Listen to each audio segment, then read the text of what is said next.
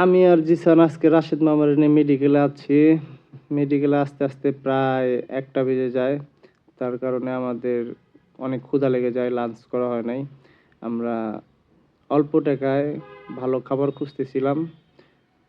খুঁজতে খুঁজতে কোথাও পাইতেছি না, সব কিছু বন্ধ। কারণ এখানে সব দোকান সন্ধ্যার পরে খুলে। আর যাইতে যাইতে পাইতেছি না, সবগুলোই বন্ধ।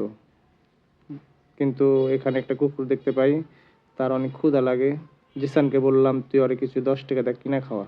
ও বলতেছে আমি ফকির, আমি আরো কি খাওয়াবো। পরে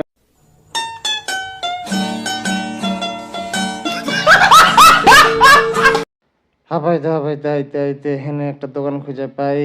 এখানে এসে দেখি জিসান বইসা আছে আগে ভাগে আইয়া খাওয়ার লেগে। আর অনেক ক্ষুধা লেগে গেছে।